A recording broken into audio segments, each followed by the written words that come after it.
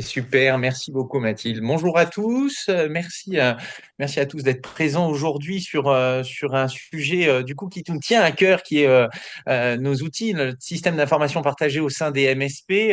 Je remercie particulièrement du coup sur l'organisation de ce webinaire nos partenaires avec Santé qui sont la Caisse nationale d'assurance maladie, l'Agence nationale numérique en santé et la Direction nationale numérique en santé qui sont présents avec nous aujourd'hui et pour lesquels on va essayer voilà, de vous présenter certains éléments spécifiques que vous avez dû voir arriver sur vos systèmes d'information, qui est le DMP, son implémentation et puis les ordonnances numériques et cette notion aussi de cette vague 2 parce que c'est des sujets qui sont très importants pour vous sur les prochaines évolutions.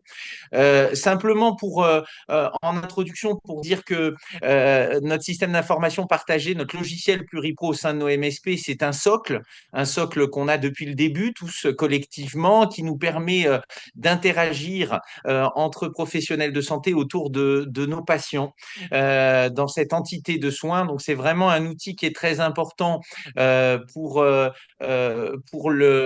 prise en charge des soins, mais aussi le lien avec ce DMP dans le cadre aussi des patients, qu'ils puissent avoir accès aux informations que constitue leur dossier, puisque vous le savez, la loi qui avait modifié cela dit bien que les dossiers appartiennent aux patients, donc ces données de santé, ils appartiennent aux patients, et donc il faut qu'ils puissent en avoir un accès. Et donc ça, par l'intermédiaire du DMP, bah, c'est vraiment quelque chose qui est facilitant. On va vous le présenter. Et puis, il y a aussi cette notion, vous le savez, du parcours, puisque finalement, la MSP, c'est l'entité de soins primaires locales. Et puis après, autour de nous, eh bien, il y a tous les autres intervenants avec lesquels on travaille dans le cadre du parcours des patients.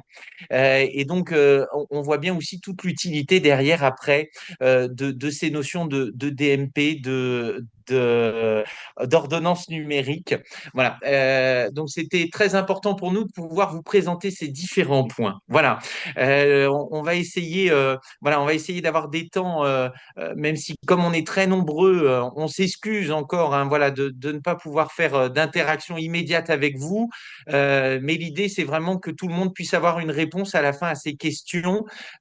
Si elles ne sont pas répondues pendant ce webinaire, elles le seront ultérieurement par communication avec vous. Voilà, merci beaucoup à tous. Je laisse la place du coup à Madame Franguel si elle veut prendre la parole sur le premier point éventuellement. Bonjour à tous. Merci de l'invitation d'Avec Santé. Donc effectivement, Sandrine Frangel de la Caisse nationale d'assurance maladie, je travaille dans la direction qui déploie tous les outils numériques en santé en partenariat effectivement avec la délégation du numérique en santé et l'agence du numérique en santé. Donc dans les outils, on a bien sûr le DMP et mon espace santé sur lequel je vais faire un point tout particulier aujourd'hui. Alors quelques rappels sur les notions et puis où on en est du déploiement et les perspectives. Et on déploie aussi notamment l'ordonnance numérique, ça sera le deuxième point de mon intervention.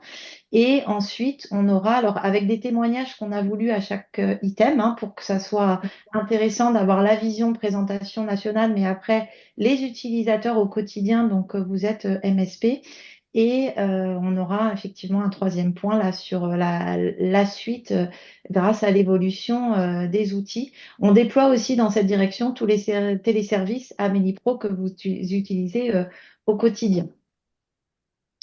Alors, vais-je pouvoir passer mon- Ah, la mécanique, le numérique me fait défaut. Je ne peux pas passer mes slides. Je vais arrêter le partage, le refaire. Hop, tac, tac. C'est toujours comme ça quand on doit. Voilà. Je ne sais pas pourquoi. Vous l'avez sous la main, sinon, côté avec santé, parce que je ne peux pas passer les slides. Je ne sais pas pourquoi. Je vous le partage sans problème. Ouais, je suis désolée. Je n'ai pas la main sur les slides. Hop. Alors, je commence le temps que. Donc, on va vous faire un petit point effectivement sur le rappel sur La nouveauté de mon espace santé par rapport à l'historique des MP. euh, voilà, on peut passer à la slide suivante. Par rapport à l'historique du DMP, hein, que vous connaissez sans doute depuis longtemps, puisque le DMP date de 2014. Donc, pourquoi on a voulu faire mon espace santé? L'objectif, c'est de s'adresser à la différence d'ailleurs du DMP qui avait couvert à peu près 10 millions de personnes. L'objectif, c'est d'avoir un service qui couvrait l'ensemble des patients du territoire, l'ensemble des usagers. Donc, nos 70 millions de Français relevant d'un régime d'assurance maladie obligatoire. À la fois pour lui, et comme vous le disiez en introduction, le patient est vraiment acteur de sa santé, mais pour aussi que ça soit utile pour l'ensemble des professionnels de santé, établissements de santé qui vont le prendre en charge dans l'ensemble de son parcours et sur toute sa vie. L'idée était vraiment d'avoir l'exhaustivité des patients pour que c'est un sens en termes de prise en charge. Un espace donc confidentiel parce que on est sur des données les plus sensibles qui puissent exister, hein, les données de santé, et donc avec cette volonté à la fois d'avoir ses propres données et de pouvoir les partager avec tous les professionnels qui vont vous suivre, et ça tout au long de la vie avec des gages de sécurité et de souveraineté que peut apporter le fait d'être sur un outil national. On peut passer à la slide suivante. Donc, on a, pour pouvoir en fait permettre à tout usager, tout citoyen français d'avoir un profil Mon Espace Santé, on a un peu changé notre philosophie qui était initialement avec le DMP une création qui était à l'initiative des usagers et qui pouvait être appuyée par les professionnels de santé. On a décidé, le législateur nous l'a permis, de créer un Mon Espace Santé pour l'ensemble des personnes donc relevant d'un régime d'assurance maladie obligatoire, mais avec une possibilité de s'opposer à cette création, puisqu'il y a quand même la liberté. Mon espace santé n'est pas obligatoire, c'est un service que l'on propose, et donc on a permis aux personnes de s'opposer à cette création. Donc ça, c'est un process qu'on a lancé en 2022. Et la possibilité aussi de fermer à tout moment mon espace santé si le patient, l'usager le souhaite. C'est la slide suivante. Donc, un espace, sa vision, hein, son objectif, c'est vraiment de remplacer le carnet de santé papier qu'on avait et qu'on perdait souvent au fil de la vie pour récupérer ensemble, en fait, l'ensemble des données médicales, d'avoir aussi un accès qui est limité aux patients et aux professionnels de santé et établissements qui le prêtent en charge. Donc, les acteurs type assurance, experts n'ont pas vocation ni même l'assurance maladie. On n'a pas accès à ces données directement. C'est vraiment le dossier du patient partagé avec les professionnels. On y reviendra, mais une gestion fine, c'est-à-dire que les usagers ont la possibilité de bloquer des professionnels de santé s'ils le souhaitent et même de limiter l'accès à certains documents, à certains professionnels du parcours. Donc, c'est vraiment un dossier pour le patient et une transparence, puisque l'ensemble des actions aujourd'hui, quand vous alimentez dans les MSP, les DMP des patients, sa partie de Mon Espace Santé, le patient est notifié de toute action, consultation, alimentation pour avoir une transparence vis-à-vis de lui et un produit du coup qui a été développé avec tous les niveaux, le haut niveau de sécurité qu'exigent les données de santé, et notamment l'hébergement en France et avec tous les critères les plus exigeants en termes de sécurité. On peut passer à la slide suivante. Donc, rapidement, hein, les fonctionnalités que vous connaissez peut-être si vous avez activé Mon Espace Santé et sur la connaissance que vous avez des comptes Mon Espace Santé de vos patients. La partie dossier médical qui était la partie un peu historique du DMP avec tous les documents aujourd'hui que les professionnels comme les professionnels exerçant en MSP alimentent. Donc, ça va des ordonnances en passant par les comptes rendus de biologie. Les établissements commencent à alimenter, enfin, ils alimentent déjà beaucoup, on va le voir dans les chiffres, les lettres de sortie, les comptes rendus d'hospitalisation. Une partie qui est nouveau, qui est vraiment nouvelle par rapport au DMP, qui est un profil médical qui est à la main du patient sur le remplissage, avec un peu son historique tel que lui le ressent sur les antécédents médicaux, les allergies, des mesures, poids, taille et autres mesures qu'il peut compléter. Donc, on a un quart, on va voir à peu près des personnes qui ont activé mon espace santé, qui ont commencé à remplir ce profil. Et ce profil peut être mis à disposition des professionnels en générant une synthèse qui apparaît dans la partie document. Ça peut être utile, on l'a vu avec des témoignages de professionnels, pour avoir un peu un historique, notamment lors d'une première consultation ou en entrée d'hospitalisation, d'avoir quelques éléments rassemblés pour l'équipe qui va prendre en charge le patient. Une partie messagerie qui vous permet d'échanger en toute sécurité avec vos patients, par exemple après une consultation pour apporter des conseils complémentaires, mais avec une messagerie qui est à votre main, c'est-à-dire que c'est vous qui décidez d'avoir ou pas cet échange et de clôturer ces échanges le cas échéant. Et puis une partie agenda qui a été ouverte à peu près à mi-2024, on va le voir, qui est un appui pour les actions de prévention. On va voir juste après, on veut vraiment développer. MES nous paraît, mon espace santé nous paraît vraiment un outil qui va nous aider et vous aider dans la prise en charge de la partie prévention des patients. Et donc avec des rendez-vous médicaux qui peuvent être centralisés, des rappels de vaccination, des rappels de dépistage. Et puis là, on avait la partie catalogue de services qui sont juste des applications référencées. Il y en a à peu près 35. Le but est avec des applications de mesures de santé, de bien-être, de préadmission à l'hôpital. Il y a une diversité d'applications avec un travail en ce moment avec quelques applications pour permettre l'échange de données dans un sens et dans l'autre avec mon espace santé, mais qui nécessite beaucoup de validation, notamment sur des questions de sécurité et de finalité. Il faut qu'il y ait une finalité à l'échange.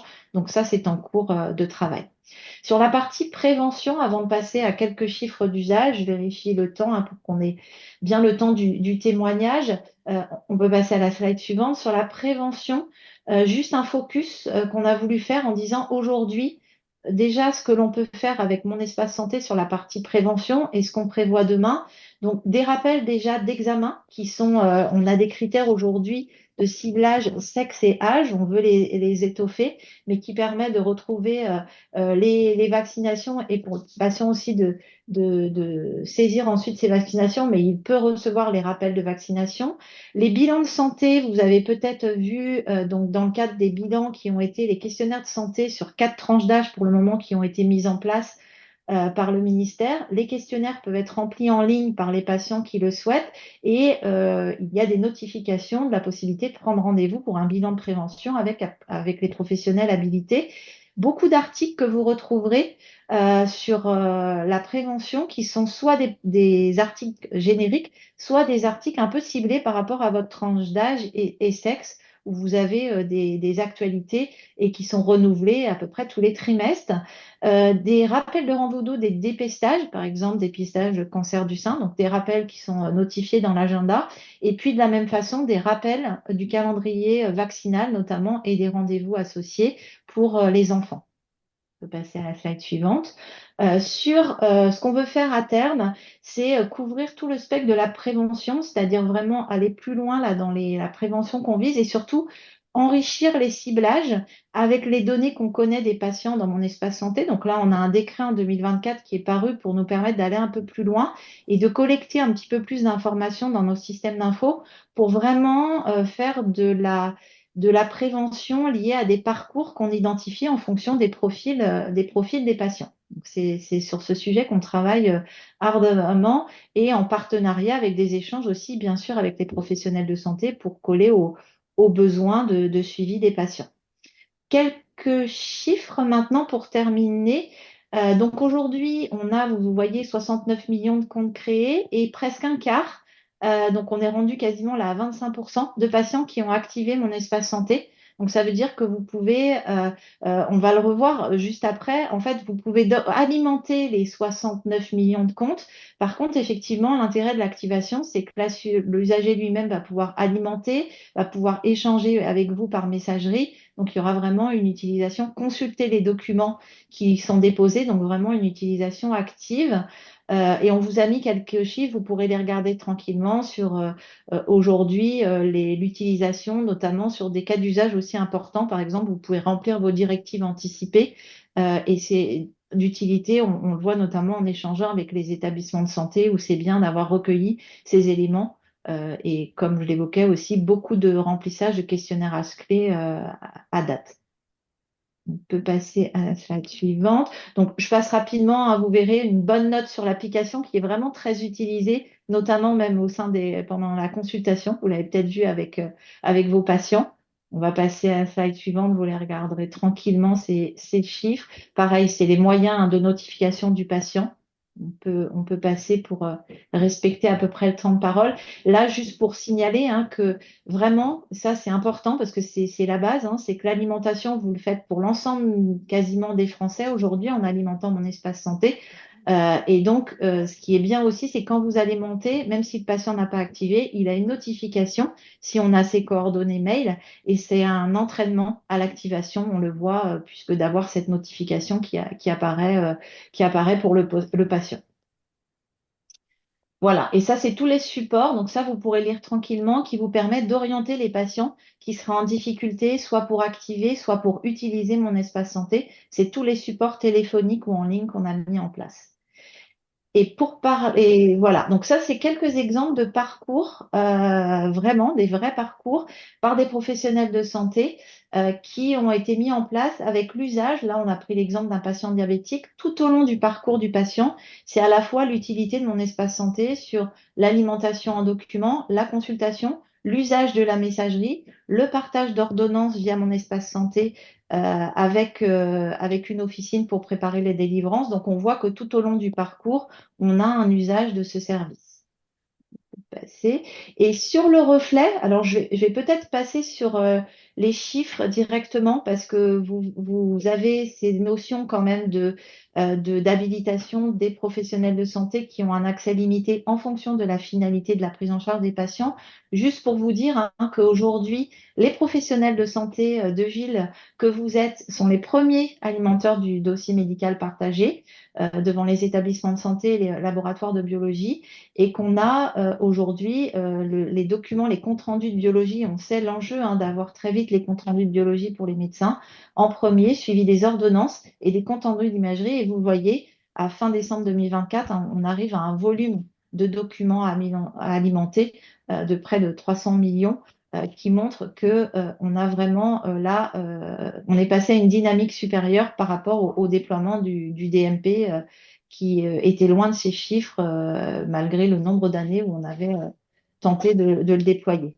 Et vous verrez, on vous a mis ensuite, et je vais terminer là mon propos, les éléments sur la consultation. On voit que la consultation progresse, même si les outils encore ne facilitent pas la consultation, mais c'est ce que vous dira Clémentine à la fin. La vague 2 a pour objectif, un premier, de faciliter la consultation parce que l'enjeu maintenant, c'est que tout ce qui est alimenté, je pense aux professionnels dans les MSP, puisse servir en consultation, par exemple, en entrée d'hospitalisation pour vos patients.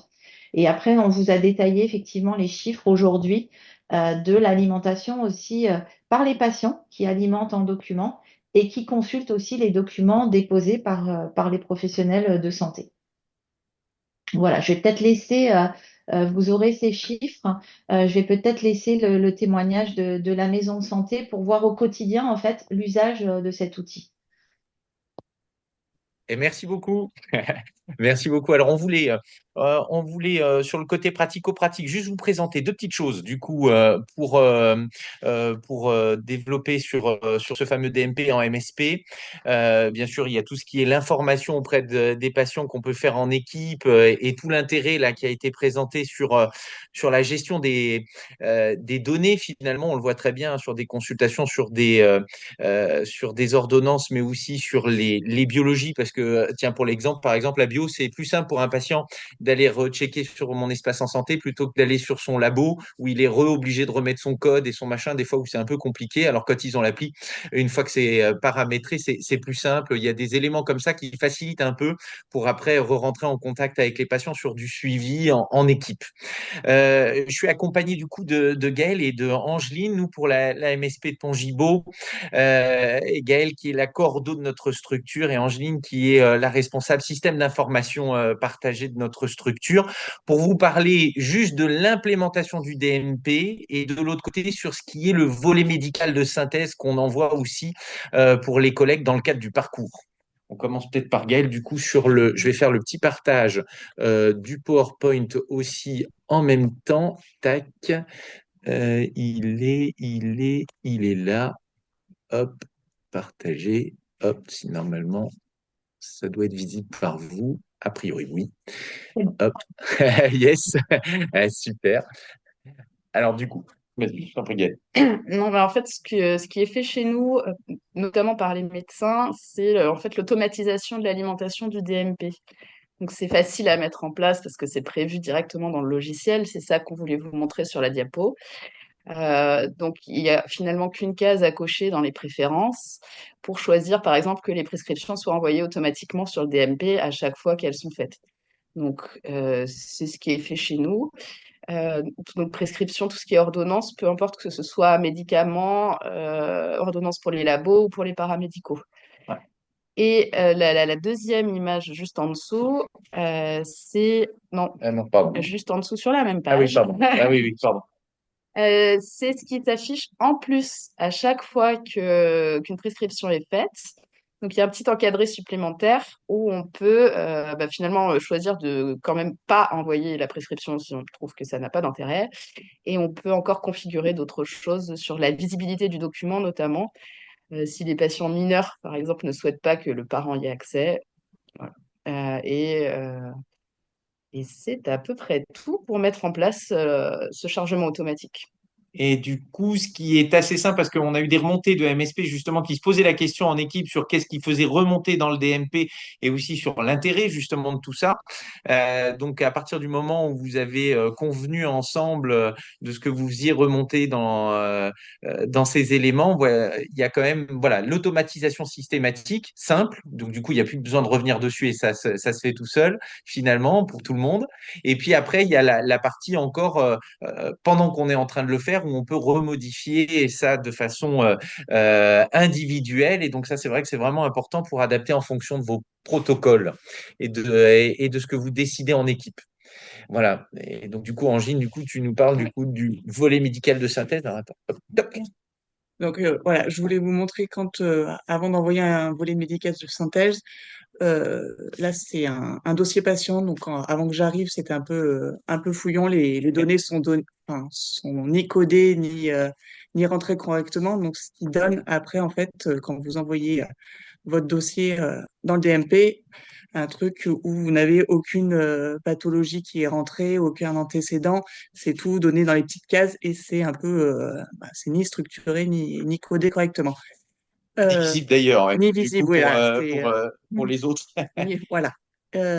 Donc moi, ce que je fais tous les jours, je recode en fait tous les dossiers médicaux. Je vais vous l'envoyer en un peu plus gros là. Tout est bien structuré, tout est codé en SIM10, les antécédents médicaux, les antécédents chirurgicaux, quelques petites choses en plus. Les ALD doivent bien être bien notés, sinon on ne peut pas les revoir. Et moi, dans mon boulot aussi, je fais des petits formulaires, les carnets de vaccination, les habitudes de vie, les dépistages, pour qu'après tout puisse être envoyé dans le DMP correctement. Donc là, c'est un dossier médical et quand on envoie en fait, voilà, le volet de synthèse, bon, là c'est en gros plus zoomé, voilà, ça vous donne ça. C'est les pathologies donc sont bien codées et rentrées. Les ALD sont aussi bien codés. Vous avez même la date de fin et voilà, tout ce qui est dépistage, spirométrie, vous pouvez tout retrouver, toutes les informations, c'est lisible, structuré et ça permet quand même aux autres professionnels de santé, quand ils regardent, d'avoir vraiment toutes les infos correctes. Voilà.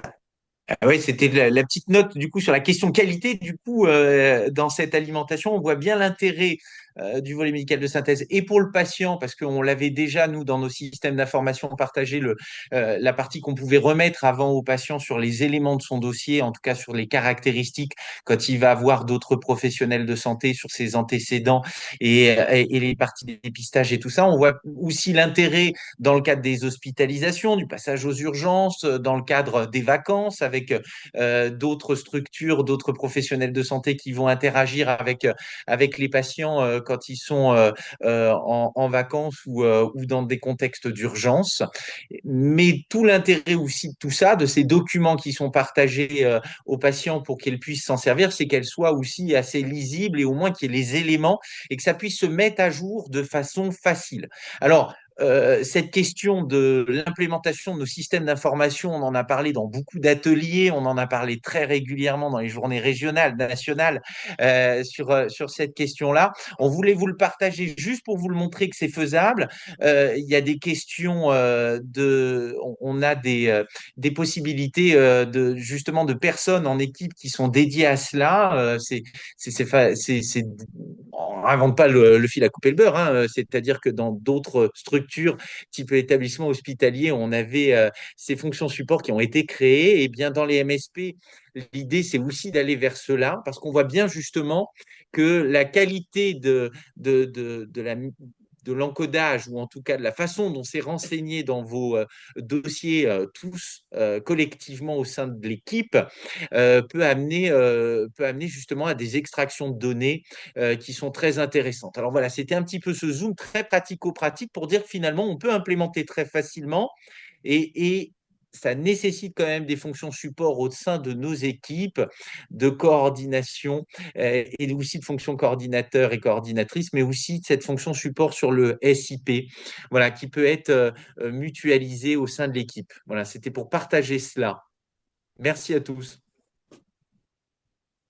Et du coup, on enchaîne, il me semble, du coup, sur la e-prescription et la prescription numérique. Voilà. Et Super. je vais reprendre la parole sur l'ordonnance numérique. Du coup, je vous laisse Ah, partager pardon. le support. Voilà. Merci beaucoup. Et Voilà. voilà. Je veux bien, du coup, vous remettiez le support. Et sur le VSM, juste, je confirme, hein, c'est vrai que maintenant, les visites que l'on a, même, vous le disiez, en entrée d'hospitalisation, mais même pour les médecins, les patients qui sont amenés à changer de médecin ou le Ah, médecin tout part à à la fait. retraite, c'est vrai que tout l'enjeu du VSM, on le voit, est très important. Et d'ailleurs, on voit qu'il y a eu une appropriation là avec le petit incitatif qu'on avait mis côté assurance maladie, notamment pour couvrir en alimentation VSM les patients en ALD. Les patients, les médecins ont répondu présent à cette alimentation de ce document clé. C'est possible pour vous, du coup, de remettre le support côté avec santé sur ordonnance numérique. Merci beaucoup. Donc, on a voulu aussi vous faire un petit focus sur l'ordonnance numérique parce que c'est le grand enjeu, là, nous, de cette année 2025, de le déployer notamment chez les médecins et les pharmaciens en priorité, mais vous allez le voir sur la suite, sur l'ensemble des professions de santé. Alors, c'est un projet peut-être certains d'entre vous en entendent parler depuis des années, cette dématérialisation du circuit de la prescription qui apporte un niveau de sécurisation que l'on souhaite notamment et sur certains produits de santé où on a été pour amener pour la sécurisation à faire des documents spécifiques des CERFA. C'est vrai qu'on voulait un process qui permette de dématérialiser et sécuriser tout le process de bout en bout. C'est chose faite avec l'ordonnance numérique qu'on appelait aussi il y a quelque temps e-prescription. Le législateur nous avait mis un objectif très ambitieux de généralisation à fin 2024. Il est clair qu'on n'y est pas complètement, mais c'est un gros chantier puisqu'il concerne l'ensemble des professions de santé et vraiment le cœur de l'activité des médecins et pour d'autres professions aussi de la prescription.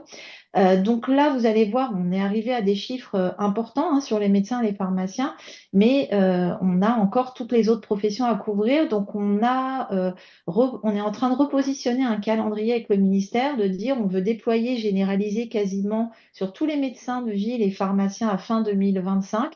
Et ensuite, on se donne quelques temps supplémentaires pour les autres professions, mais on commence à travailler avec les autres professions et à déployer les cahiers des charges pour avoir cet objectif de couverture dans un calendrier ambitieux et couvrir aussi les prescriptions exécutées en ville, donc au sein des établissements pour lesquels il y a un enjeu aussi de sécurisation. On peut passer à la slide suivante. Là, c'est quelques rappels. Hein. C'est quoi l'ordonnance numérique? C'est un dispositif donc, qui est un service intégré au logiciel, métier des professionnels, avec une base de données qui est hébergée en France, qui va stocker toutes les données. L'accès à la base ordonnance numérique, il est limité aux professionnels de santé qui ont besoin d'y accéder, donc médecins et professionnels qui exécutent les prescriptions. Donc aujourd'hui, avec un accès CPS, mais qu'on va développer notamment en ICPS et en authentification indirecte pour les établissements de santé, des données qui sont structurées et codifiées. On s'appuie sur le logiciel d'aide à la prescription est obligatoire et associé à une base de médicaments pour structurer la prescription. Et donc, ce qui différencie, on va le voir dans le modèle tout de suite, un QR code qui est apposé sur l'ordonnance qui va être un identifiant unique de la prescription. Et c'est ce QR code qui va être lu par le prescrit pour pouvoir identifier la prescription et faire appel à la base ordonnance numérique où sont stockées les données qui auront été saisies par le logiciel au moment où le prescripteur établit sa prescription. On va le voir sur le schéma sur la slide suivante. Et lien avec mon espace santé, les ordonnances sont envoyées systématiquement quand elles s'établissent dans mon espace santé par le logiciel du prescripteur. Donc, en résumé, ce que je disais, le médecin va s'appuyer ou le autre prescripteur, je simplifie en disant médecin, établit avec son logiciel qui a un module ordonnance numérique, va établir la prescription. Les données donc sont enregistrées dans la base e-prescription. On a une impression de l'ordonnance donc qui est remise au patient. Donc aujourd'hui papier. Le législateur a prévu qu'on puisse, si le patient le souhaite, ne plus remettre un volet papier, mais l'envoyer par la messagerie de mon espace santé dont on parlait tout à l'heure. Et l'ordonnance est envoyée en parallèle dans mon espace santé des patients. Et le patient va pouvoir aller, là en l'occurrence aujourd'hui, déploiement officine, dans l'officine de son choix, présenter donc l'ordonnance avec le QR code qui va être lu par l'officine avec le scan qui sert aussi à la lecture des boîtes de médicaments. Et donc, le pharmacien va pouvoir appeler les données de la base et contrôler la cohérence entre l'ordonnance papier qui lui est remise et les données qui figurent dans la base ordonnance numérique. L'intérêt pour le pharmacien aussi, c'est qu'il a une alimentation automatique des données qui apparaissent dans la base e-prescription, ce qui facilite son travail. On aura un témoignage tout à l'heure. Et aussi, il n'a plus besoin d'envoyer des données scanner la prescription scannée via SCORE quand il souhaite débrancher SCORE, puisque l'assurance maladie, une fois que la donnée est exécutée, a la possibilité d'accéder à la base. Et j'insiste, c'est vraiment uniquement quand il y a exécution de l'ordonnance, comme aujourd'hui, que l'assurance maladie a accès à la base e-prescription. Donc, on peut passer à la slide suivante. Vous avez, en fait, aujourd'hui, vous voyez que l'ordonnance qui sort, elle est quasiment identique à celle de classique papier, nuance près, que vous avez le QR code en bas à gauche et les mentions légales qui indiquent que le patient a ou non accepté que le prescripteur ait accès aux données d'exécution. C'est une possibilité qui peut être intéressante pour le médecin pour suivre l'exécution qu'il y a eu de la prescription qu'il a établie, mais le patient peut s'opposer à cette consultation. C'est le texte de loi qui prévoit ça. Donc, en résumé, les enjeux de l'ordonnance numérique, voilà, on vous a remis aussi, pardon, avant les enjeux, c'est effectivement, vous voyez, le détail du QR code, comme je l'évoquais. Voilà, on peut passer à la slide suivante. Donc, l'enjeu, c'est des échanges facilités. Vous avez finalement, et éviter surtout éventuellement dans les falsifications d'ordonnances que vous pouvez rencontrer, avoir en fait une donnée qui n'est pas, qui ne peut pas avoir été modifiée dans la donnée qui figure dans la base ordonnance e-prescription. Vous avez des prescriptions fiabilisées, c'est-à-dire que l'utilisation d'un logiciel d'aide à la prescription et une base médicaments permet vraiment de fiabiliser et de structurer l'ordonnance. Une authentification, une authenticité garantie avec l'usage notamment de la CPS du prescripteur et comme je le disais, le fait qu'on ne peut pas modifier la prescription entre le moment où le prescripteur l'établit et l'exécution. Un gain de temps pour les pharmaciens, notamment par rapport à ce que j'évoquais sur l'absence de besoin de transmission des pièces justificatives à l'assurance maladie. Et puis l'intérêt pour le patient d'avoir une exhaustivité des ordonnances dans mon espace santé et on réfléchit à des services de valeur ajoutée, notamment la mise en place éventuellement de piluliers électroniques. Ça, c'est des chantiers qu'on aura ensuite une fois la généralisation intervenue. quelques chiffres pour terminer. Je crois, je vous donne là, on vous a remis le calendrier. Ce qui est important de voir, c'est que voilà, on vise la quasi-généralisation et vous allez voir les chiffres où on en est à date sur les médecins pharmaciens. Un plan d'accompagnement juste très fort avant de partager les chiffres, où on a un enjeu aujourd'hui de qualité des logiciels et de mobilisation des éditeurs de logiciels, notamment chez les médecins et les pharmaciens, pour arriver à cet enjeu de généralisation fin 2024. Donc, on a beaucoup d'actions envers les éditeurs en ce moment. On peut passer à la slide sur les chiffres. Donc, on fait des pré-séries. On en discutait avec une de vos collègues il y a quelques jours, avec quelques départements, mais on est d'accord qu'on a bien généralisation du déploiement de l'ordonnance numérique. Ces départements sont juste ceux pour lesquels on a un accompagnement très attentionné avec les éditeurs de logiciels, puisqu'on fait une pré-série des versions logicielles avant de les déployer sur le terrain, donc avec quelques professionnels, médecins et pharmaciens, pour vérifier que le dispositif fonctionne de bout en bout. Et donc aujourd'hui, on est, vous le voyez, à peu près 35 000 médecins, c'est les chiffres à fin décembre, qui ont commencé à faire de l'ordonnance numérique et presque 11 000 officines sur 20 000 officines qui ont commencé à faire de l'ordonnance numérique avec, vous voyez, des progressions là qui s'accélèrent avec des éditeurs de logiciels maintenant avec une forte part de marché qui déploient. Donc, on espère vraiment là arriver à quasi 80-90% des officines et 70-80% des médecins au moins avant la fin de l'année 2025. Voilà. Et vous verrez l'état des pré-séries après, mais je vais arrêter là mon propos peut-être pour avoir les témoignages sur l'usage de l'ordonnance numérique dans les MSP. Alors du coup, bonjour à tous, c'est moi qui vais vous présenter effectivement la e-prescription plutôt sur le terrain. Donc je me présente, je suis Angélique Sietel, je suis pharmacienne titulaire à Saint-Jean-Chevalet et je fais partie de la CISA d'Urfé. Je vais vous faire part de mon retour d'expérience qui est assez frais puisque du coup ce déploiement de l'e-prescription là au sein de mon officine et avec les médecins généralistes est assez récent. Ça date que depuis fin d'année 2024, donc ça fait quelques mois à peine. Pourquoi on a tardé un petit peu à faire ce déploiement? D'une part, le département de la Loire dans lequel j'exerce ne faisait pas partie des départements pilotes, comme évoqué. Et aussi, jusqu'à maintenant, on avait peu ou voire pas du tout d'ordonnances numériques. Donc là, les 2 ordonnances numériques commencent un petit peu à arriver. Ce qu'il en est, c'est surtout les ordonnances numériques, c'est surtout des prescriptions qui émanent des généralistes. Pour ma part, je n'ai pas vu d'ordonnance numérique de structure hospitalière. En discutant avec quelques confrères, si parfois ça commence un petit peu à arriver, mais c'est surtout les généralistes qui sont à l'origine de ces prescriptions. La familiarisation du coup avec l'ordonnance numérique au sein de mon officine a été assez simple malgré tout parce que ça reste assez intuitif. En peu de jours, la prise en main a été assez rapide.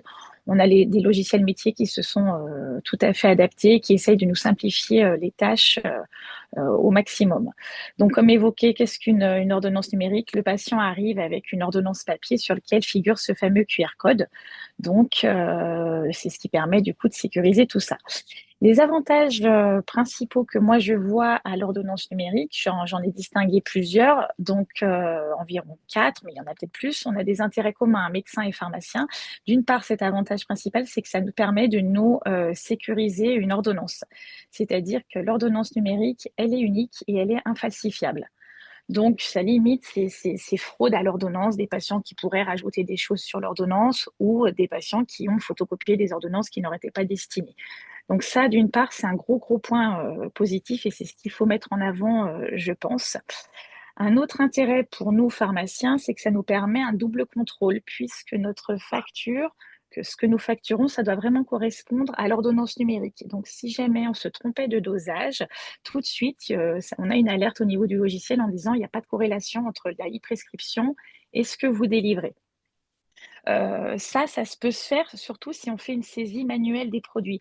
Tout à l'heure, vous évoquiez le fait que ça nous faisait gagner du temps, une alimentation automatique.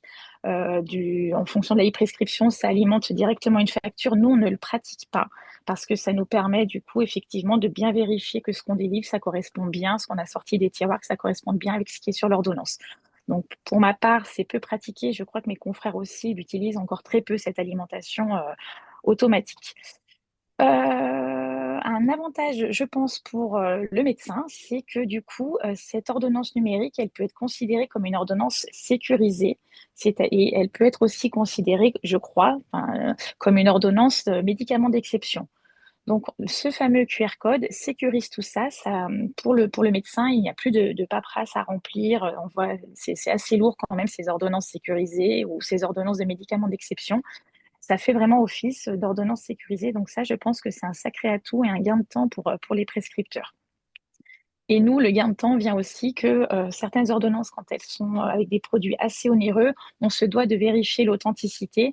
Grâce à l'ordonnance numérique, on a un gain de temps, on n'a plus besoin de vérifier tout ça. Si elle est numérique, c'est que tout est OK. L'avantage qui avait été cité là, notamment en tant que pharmacien pour l'utilisation de la télétransmission, de ne plus utiliser les scores. Là aussi, de mon côté, l'expérience qu'il en est et celle de mes confrères, on numérise toujours notre ordonnance. Au cas où il suffit qu'il y ait une panne, on se dit toujours s'il y a une panne du système général ou si on a des rejets, c'est plus facile d'avoir aussi notre ordonnance score à côté, de pouvoir transmettre aussi, télétransmettre en score. On n'a pas encore tout à fait cet atout. Peut-être que ça va se déployer un peu plus. Mais là aussi, c'est que mon retour d'expérience. Par contre, c'est vrai qu'on rencontre certaines difficultés, malgré tout, sur le terrain.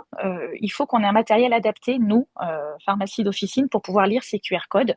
Donc, si on a du matériel assez ancien, notamment en matière de scan, c'est pas possible. Donc, voilà, il faut effectivement s'équiper pour les pharmacies qui ont un matériel plutôt ancien. Autre chose, comme on a l'ordonnance papier, le QR code parfois peut ne pas être lisible si l'impression au niveau du médecin prescripteur est pas bonne. S'il arrive en fin de tonnerre ou en fin de cartouche, c'est vrai que la lisibilité du QR code est difficile. Alors, on a possibilité de taper les codes d'identification qui se trouvent dessous, mais c'est pareil, là, si en cas de mauvaise impression, c'est tellement écrit petit que c'est très difficile. Donc, quand ça se présente comme ça peut arriver. Du coup, on la traite en ordonnance, classique. Autre chose, mais qu'il faudrait vérifier, en échangeant avec mes médecins généralistes, puisqu'on ne voyait pas toutes les ordonnances en e-prescription, on pouvait s'interroger. Il se trouve, soi-disant, que dans leur logiciel métier, quand l'ordonnance a déjà été, c'est une ordonnance, c'est un renouvellement. Voilà, ils viennent pour renouveler leur ordonnance chez le médecin généraliste. Du coup, de régénérer cette nouvelle ordonnance avec la date du jour, ça ne génère pas de QR code. Pour ça, il faudrait qu'ils retapent toute l'ordonnance. Et pour eux, c'est une perte de temps. C'est pour ça que du coup, tout n'est pas encore en e-prescription.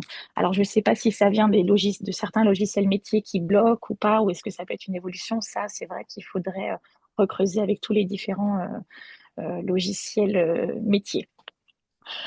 Je pense que dans notre pratique du coup d'exercice coordonné, et puis du coup pour conclure un petit peu à cette expérience, la e-prescription a vraiment toute sa place en fait. Il y a un intérêt majeur pour nos patients qui, eux, vont bénéficier d'une meilleure coordination des soins. Ils vont pouvoir effectivement accéder et consulter leurs ordonnances sur mon espace santé. Et s'il y a une chose importante que j'ai oublié de vous dire, c'est que le médecin aussi, grâce à cette ordonnance numérique, a accès du coup à la délivrance du traitement. Ils vont pouvoir suivre si effectivement leur patient est bien venu chercher leur traitement dans une officine, a bien pris tous ces remèdes, et peut-être à terme, est-ce qu'il a bien fait tous ses soins. Voilà, quand tout ça, ça sera développé un petit peu partout. Voilà ce qu'il en est pour mon retour d'expérience, et on est au début quand même d'une belle chose. Mais pourquoi c'est encore tout au début, pourquoi ça ne se pratique pas trop, c'est que pour l'instant, les e-prescriptions restent encore en nombre insuffisant. Voilà. Super, merci beaucoup. Et puis je De rajouterais rien. Et merci beaucoup. Je rajouterais juste aussi qu'en équipe, l'intérêt aussi de cette e-prescription, elle va lever des choses qu'on avait protocolisées, nous, dans les équipes où on avait des ordonnances qu'on signait de façon numérique sur nos ordinateurs pour le partage en équipe. Je pense sur des ordonnances IDE, sur des ordonnances kiné, Podo, où des fois on se les mettait dans nos dossiers de notre système d'information partagé. Et puis il y avait la question est-ce que le fait que la signature numérique qu'on imposait dessus était vraiment homologuée et tout ça. Et donc, par l'intermédiaire de cette e-prescription, ça va aussi permettre de faciliter aussi ces ordonnances que l'on réalise autour du patient de façon commune et dans les protocolisations aussi sur les ordonnances numériques, par exemple pour les pansements, pour les IDE, pour les ordonnances aussi avec les sages-femmes et tout ça. On voit très bien aussi dans des protocoles pluripro qu'on met en place l'intérêt de cette e-prescription. Voilà. Et donc, il y a eu beaucoup de questions. Alors, évidemment, je ne sais pas, on a un temps de réponse après sur toutes les questions à la fin du topo. Et comme ça, on peut peut-être enchaîner sur la vague 2, du coup, avec Mme Juin. Et puis après, on fera un petit peu les questions à la fin. Merci. Voilà, j'essaye d'y répondre en parallèle un peu dans le chat. J'ai vu que Clémentine aussi. Super. Merci. Merci Sandrine, merci Docteur Martin. Donc, bonjour à tous, Clémentine Juin, je travaille à l'Agence du numérique en santé et avec la DNS, donc la délégation du numérique en santé, accompagnée de l'assurance maladie. Voilà, nous copilotons donc la task force Ségur, donc pour la médecine de ville en particulier, et ça va être l'objet de mon propos. Donc peut-être Mathilde, est-ce que vous pouvez diffuser s'il vous plaît les slides? Donc, pour la vague 2 du Ségur, je vais vous en parler, mais au préalable, je pense que c'est intéressant aussi de reposer le cadre du Ségur, quelle est son ambition et qu'est-ce qui s'est passé avec la vague 1, où maintenant on a aussi des retours sur les usages. Donc déjà, le Ségur est un programme ambitieux donc, qui a été initié en 2021. L'enjeu, donc, c'est la généralisation du partage fluide et sécurisé des données de santé entre professionnels de santé et avec l'usager pour mieux prévenir, mieux soigner et mieux accompagner. Donc, vous avez au centre le patient donc avec mon espace santé. Et dans les ambitions du Ségur, donc vous avez l'ensemble des professionnels de santé qui sont représentés dans la quadrature du cercle. Donc, vous retrouvez la médecine de ville, c'est l'alimentation de documents vers mon espace santé et à terme, on en parlera plus avec la vague 2, la consultation. Donc ça, c'est un des premiers enjeux pour le partage des données de santé, donc entre professionnels et avec le patient. Donc, vous avez mon espace santé, vous avez également la messagerie sécurisée de santé et vous avez également tout l'enjeu de partage de données de santé entre professionnels pour fluidifier le parcours de soins du patient. Donc, c'est les points qui sont étayés. Donc, faire en sorte qu'avec la messagerie sécurisée de santé, les résultats puissent être transmis entre professionnels, entre le prescripteur, toujours intégrer également le médecin traitant dans la boucle pour qu'il puisse suivre également le parcours de soins de son patient. On passe à la slide suivante. Merci beaucoup. Donc, le Ségur a été lancé en 2021 et c'est un petit peu une avancée par petits pas.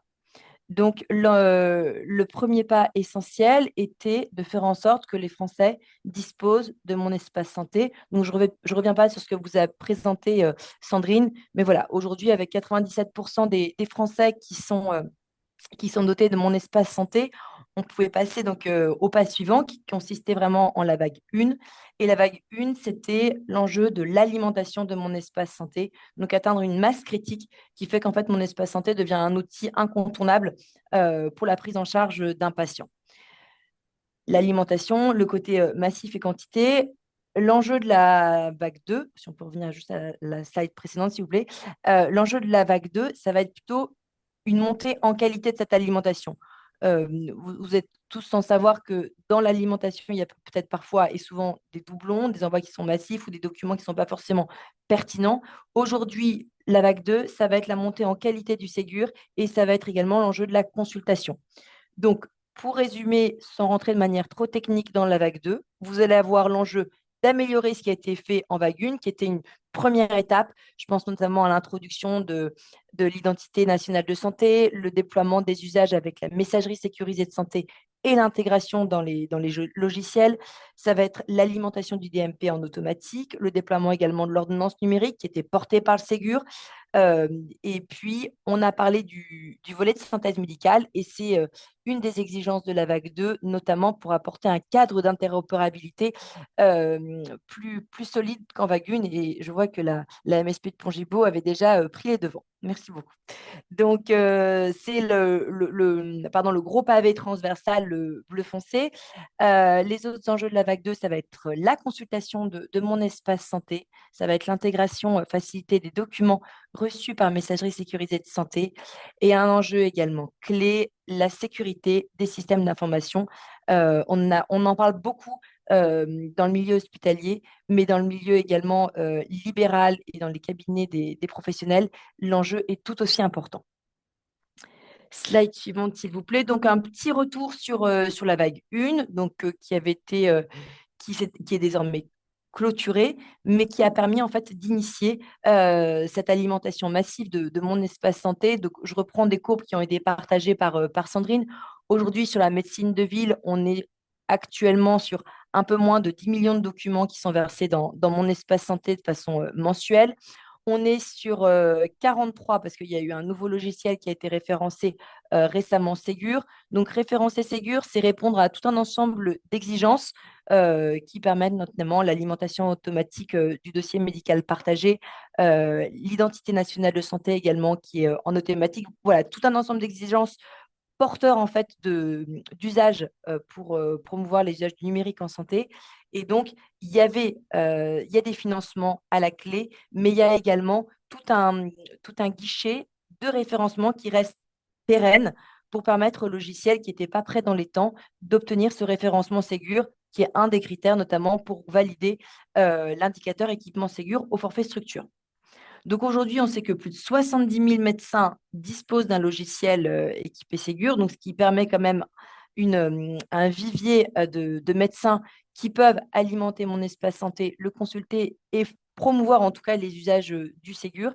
Et l'idée de la vague 2, c'est d'aller donc encore plus loin à la fois en termes de médecins embarqués dans le Ségur, mais également en termes de qualité de ces usages du numérique en santé.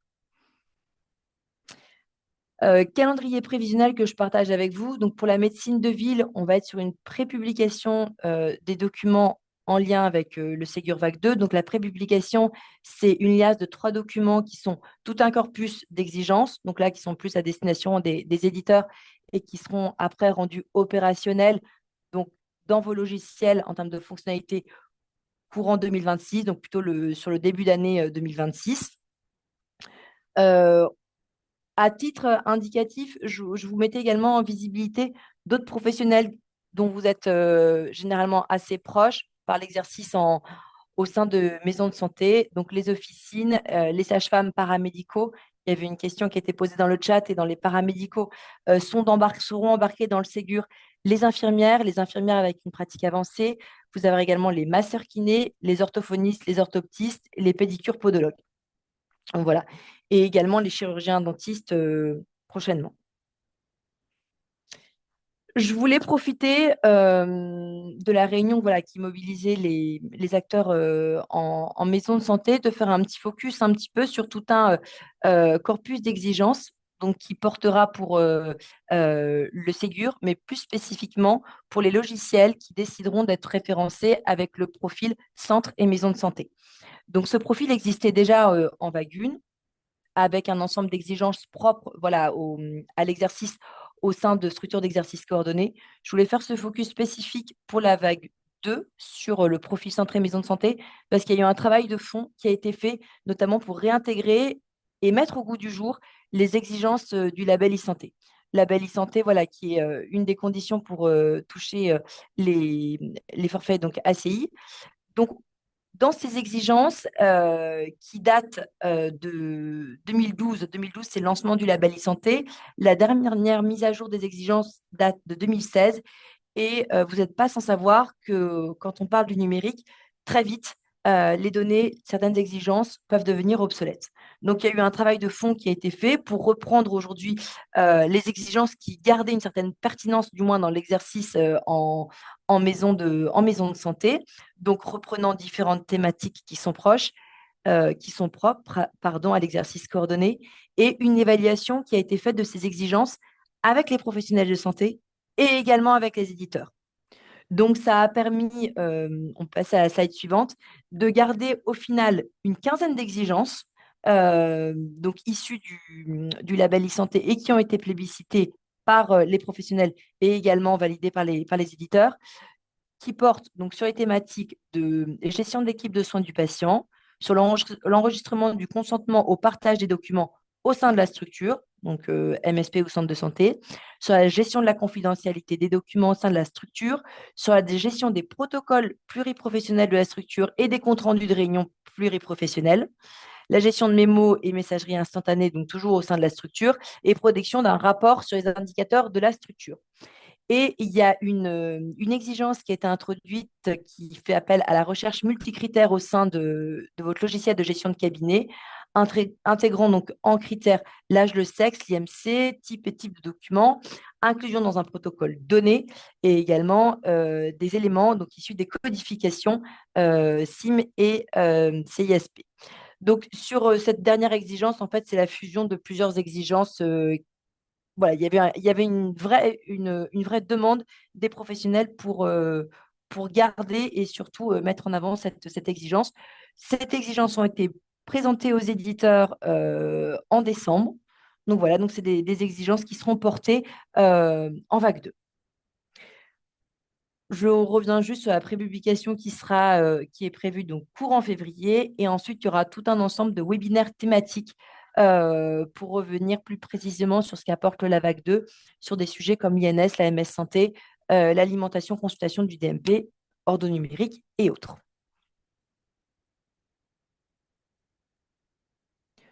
Voilà, en tout cas pour le Ségur, les éléments que je peux vous apporter. Merci beaucoup.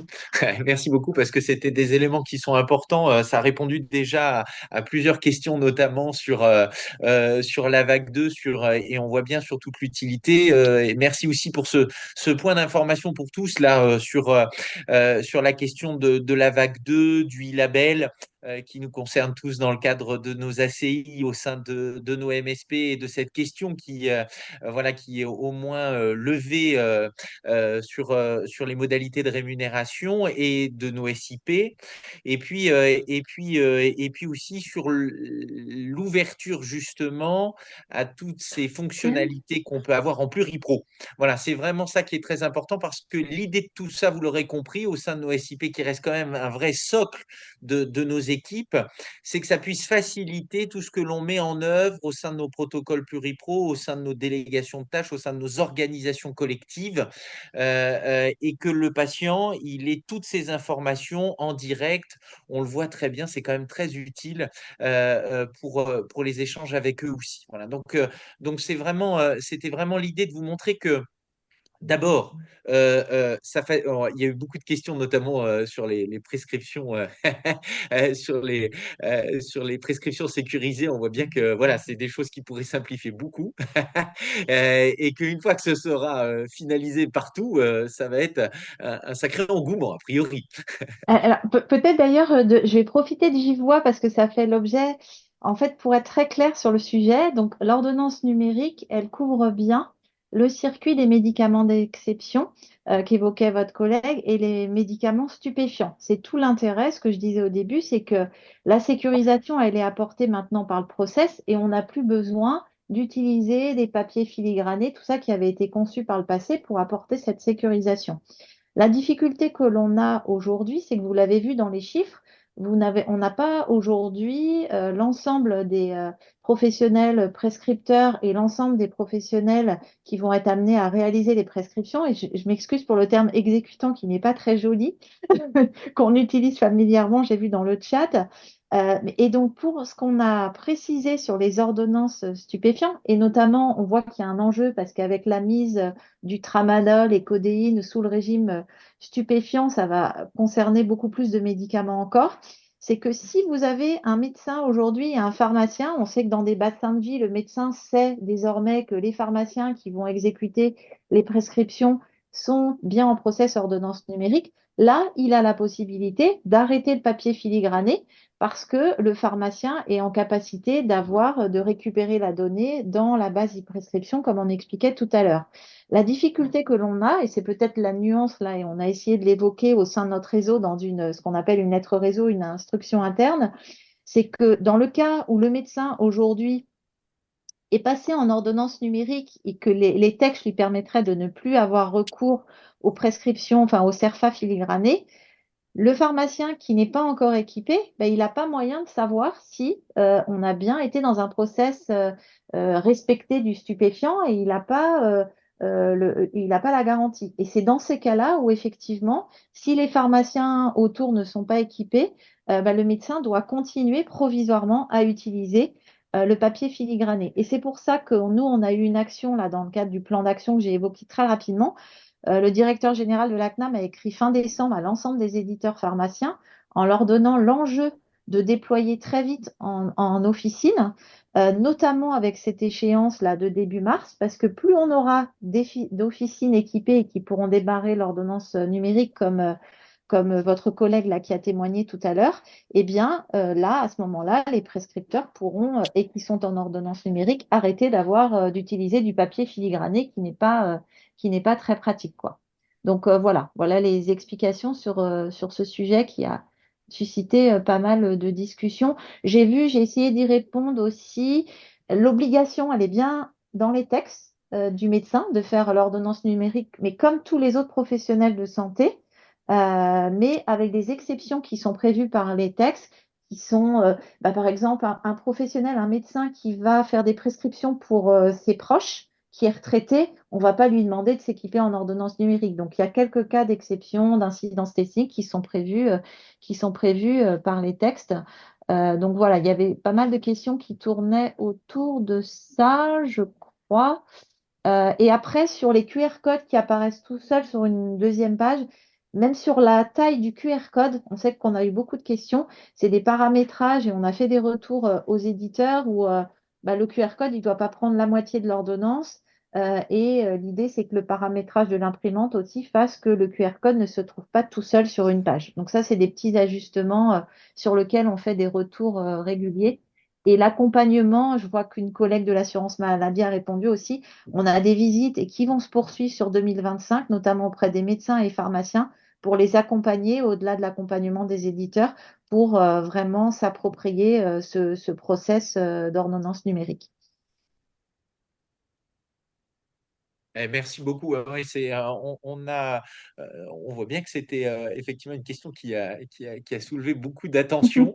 Et on voit aussi, voilà, dans tout ce qu'on pourrait en MSP, dans la coordination des soins que l'on fait ensemble, l'utilisation aussi, voilà, de ces ordonnances numériques avec les différents professionnels qui faciliterait beaucoup ce que je disais de ce qu'on fait parfois sur nos SIP, un peu en mode bidouillage jusqu'à depuis quelques années et qui serait très simplifié aussi. Donc c'est vraiment ça sera franchement une fois de la finalisation du déploiement, une vraie avancée. On le voit aussi pour les patients. Enfin, pour moi, il est très fréquent, voilà, que quand on a des patients qui sont sur zone touristique ou choses comme ça, qu'ils puissent avoir l'accès après avec cette modalité et bientôt peut-être même sans l'imprimer pour les MSP qui ont un petit peu cette orientation aussi développement durable, qui sont aussi sur ces labels développement durable et qui attendent avec impatience le fait de ne pas tout le temps tout imprimer en continu, de pouvoir aussi aller vers ces notions-là, voilà, avec ce dispositif. Et ça, c'est quand même aussi extrêmement intéressant. Il y avait simplement aussi la question juridique qui a été posée à un moment là dans les questions qui étaient sur les données confidentielles, bien sûr, qui sont sur le dossier partagé, qui sont envoyées sur le dossier partagé, et la notion du piratage et des responsabilités par rapport à cela, c'est des questions qui sont très souvent évoquées, la responsabilité de l'information qui est mise sur le DMP et des... et des et- alors, des éléments qui pourraient fuiter de ce que l'on a mis et la question aussi de la non-lecture d'éléments qui seraient dessus. Voilà, ça c'est des questions qui sont souvent, qui remontent très souvent. Je ne sais pas si vous voulez aussi répondre à cela éventuellement. Alors déjà, comme on disait, hein, c'est vrai que nous, on a une responsabilité copartagée d'ailleurs avec la délégation du numérique en santé, où on est co-responsable de traitement. Donc, on a une vigilance toute particulière et si jamais on avait une attaque ou autre, alors bien sûr, on va chercher à comprendre les raisons et on est sous vigilance de la CNIL, hein, on doit déclarer à la CNIL si jamais on avait une attaque massive de données. Il faut savoir aussi qu'on a des dispositifs de suivi des mésusages sur le DMP. Alors peut-être certains d'entre vous, notamment médecins, ont pu être appelés parce que en fait, on a une vigilance à la fois sur le nombre d'appels au service, par exemple, si on avait pour détecter notamment, par exemple, un robot qui interrogerait en automatique.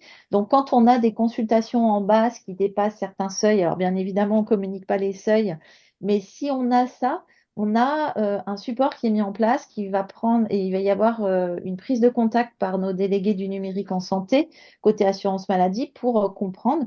En fait, souvent jusqu'à présent, en fait, les détections qu'on a eues, c'est soit en fait des problématiques de logiciels qui en fait faisaient de la consultation pour alimenter en fait dans le mécanisme. Donc du coup, des professionnels qui alimentaient et c'est très bien. Nous, on avait des traces de consultation en masse et donc on s'est interrogé, mais on a vu trouver l'explication ou un professionnel qui partirait à la tête et qui a alimenté en masse les DMP en VSM, par exemple, pour ses confrères, mais on a rapidement trouvé l'explication. Mais on pourrait aussi détecter des mésusages sur un abus de cartes CPS et autres. Donc, on a vraiment un mécanisme de vigilance. Après, chaque professionnel est aussi responsable des données qu'il traite, de la même façon qu'on a cette responsabilité, nous. Et après, alors, on a commencé à faire quelques mémos sur les questions que vous évoquiez sur la responsabilité. Je dirais que c'est le DMP, c'est un élément comme un autre. On va rechercher, en fait, pourquoi on va chercher ces responsabilités? C'est surtout parce que vous auriez un contentieux avec un patient. Et donc, dans la recherche des éléments de preuve, c'est est-ce que le médecin a utilisé tous les aimants pour l'élaboration du diagnostic? Ben, c'est vrai que la consultation du DMP va être un élément parmi d'autres, en fait. Et ça en sera un, mais on n'aura pas une responsabilité pleine et absolue parce que consulter, il faudrait avoir l'exhaustivité des documents, on n'y est pas donc complètement. Donc, ça sera vraiment un élément de preuve parmi d'autres sur ce sujet de l'obligation de consultation du DMP. Voilà, c'est quelques éléments. On commence à faire effectivement il y a beaucoup de choses sur le site amélie.fr et site isanté.fr où on a commencé à faire des mémos sur un peu les principales questions qui sont posées par les professionnels de santé, notamment sur ces sujets. Merci beaucoup. Voilà, parce que c'était des questions voilà, qui revenaient. Ouais. Eh bien, on est dans le timing, ce qui est Trop bien. formidable. Ouais, C'était un carrément. challenge. C'était un challenge pour autant d'informations, essayer de vous les donner le plus clairement possible, mais aussi dans le temps qui était imparti pour pas voilà, empiéter sur les activités des uns et des autres. Donc, encore une fois, un grand merci, un grand merci à nos partenaires, à toute cette organisation, à ces topos qui étaient très clairs, à ces éléments qui ont pu être apportés à l'ensemble des MSP et des collègues voilà, qui sont ce jour connectés. Un grand merci aussi à Mathilde et Leïla qu'on voit à côté là pour Avec Santé pour toute la logistique et tout ça parce que Dieu sait qu'un webinaire comme ça finalement c'est sacrément du travail. Et en tout cas un grand merci avec un grand espoir justement. Vous le savez, on a toujours très à cœur que cette notion de notre logiciel pluripro et de cette spécificité au sein de nos MSP puisse être encore alimentée, reconnue encore plus et faciliter surtout l'usage de notre exercice coordonné en équipe. Voilà, donc un grand merci à tous. Voilà, et merci de votre écoute. À très bientôt. Au revoir.